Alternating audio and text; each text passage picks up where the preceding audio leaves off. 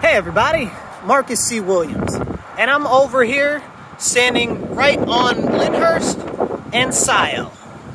Okay, so that's where we are, right by the inlet, onlet, whatever you want to call it, of the Interloop, or what's left of the Interloop, right? So they're gonna fill in the Interloop. That's what they want to tell everybody is good for us in the community. Now, here's my question. If they fill in the Interloop, because they say that apparently the Interloop disconnects communities, what is it specifically that they are reconnecting? Who is it specifically that it will benefit? You can see downtown, right there, Center City, right behind me. Who in this community really is more concerned about having a straighter way across to go down there, or to have it filled in, to have more houses and stuff put there? These are the questions that you have to ask. Now, with your knowledge of the way that things are, you know that building materials and everything have gone through the roof. So you know that realistically, you have a difficult time building a house at anything that would be affordable or cost effective. Now, this neighborhood over here is heavily impoverished, okay? If you can see behind me, let me see. You can see behind me, this house over here is all boarded up. See right there? It's all boarded up. And it's not the only one, okay? There are so many people over here that live in poverty or are just working stiffs trying to provide for their families. Many families have lived in the same house for multiple generations. So the question is, what happens when they fill in the Interloop? What will happen to all the property values in this neighborhood when they fill in the Interloop, right? Because they'll fill in the Interloop. Look, this is another boarded up building, right? So when they fill in the Interloop, do you think that they're going to make it all affordable houses for everyone? Or do you think that with this newly reclaimed land, they're going to put in new high-cost housing like they did on the other part of the Interloop? Of course they'll put in new high-cost housing, because that's what they're building and developing downtown. This is not going to be for the people that are in this community. This is not going to benefit the people in this area. This is only going to benefit wealthy developers, and it's going to increase the costs of all of the property values in the area. Now look at the houses and stuff. You know, it doesn't take a very astute person to see that a lot of these properties are older homes. They're places that have been here for decades and even longer than that. And people that live here in these neighborhoods over here on this side of the Interloop, people that live in these communities are not going to be able to afford the newly increased rents. You know, they're not going to be able. Look, here's another house that's all boarded up and tore up because it's an impoverished community. So if they build up and fill up the Interloop, they're going to put a whole bunch of new houses and stuff there that people aren't going to be able to afford. What's that going to do to the prices and the valuations of the properties over here? I'll tell you exactly what it does. It's going to raise them. Not only is it going to raise them, but it's going to make them skyrocket. And as they go up, people that have lived here and they've been paying the rent that they can just barely make ends meet with, they're going to see increases in rent. They're going to be seeing increases in property taxes if they own their homes. They're going to see an increase in everything because they're developing all of this new area and land. So what is going to happen is it's really going to end up hurting the community when they're saying that it's going to benefit the community. It's not going to benefit the community. It's not going to help anybody in these neighborhoods. It's not going to lower the cost. How you doing? It's not going to lower the cost for the people that live in the community. It's going to make it more expensive for them to live where they've been living. If you're living in grandma's house over here right now, you done been over here 3-4 generations, okay, and you're still living in the same house, in the same neighborhood, now all of a sudden your taxes go up, right? But you didn't get an increase at your job. Maybe you're living on Social Security.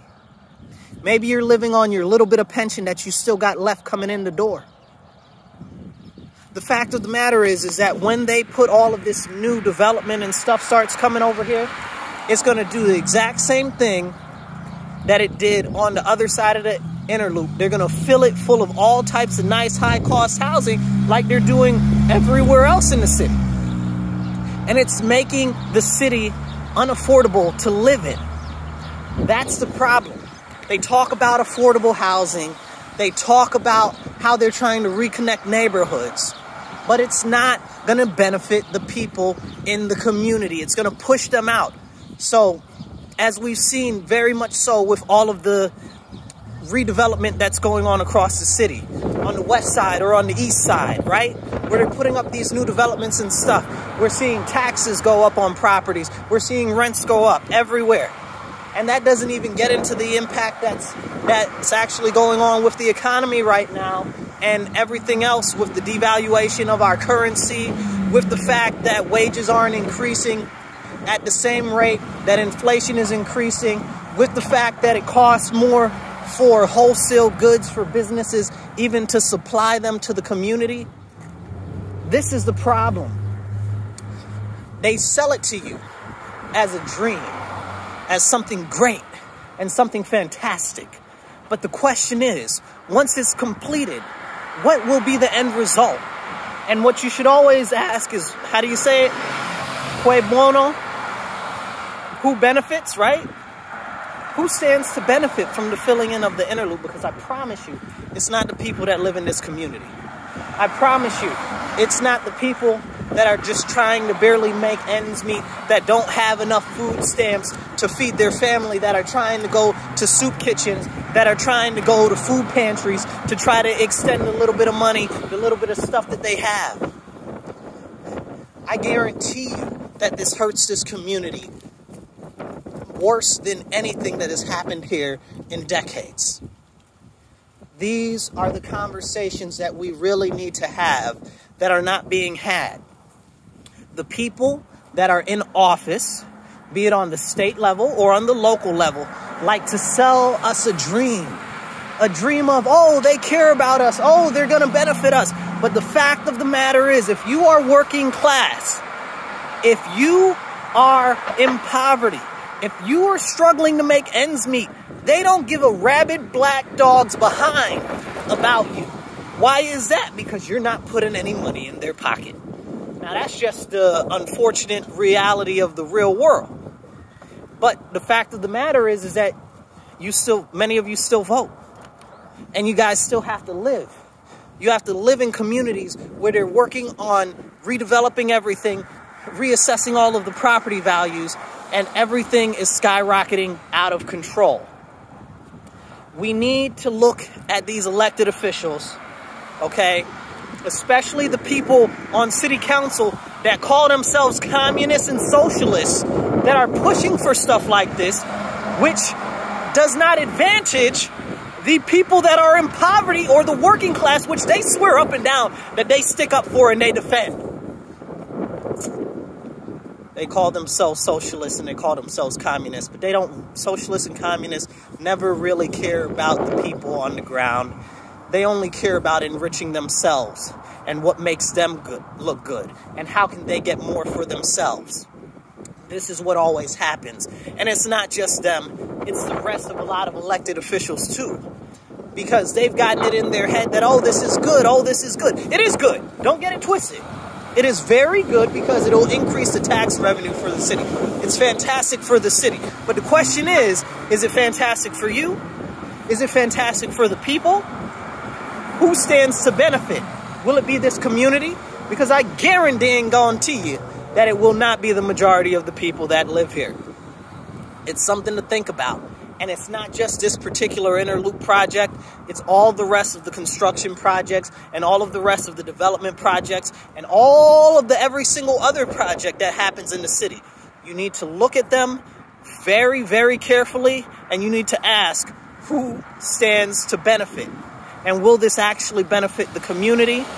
And long term, will it be for us, or will it be for people that they're trying to bring here while they push us all out.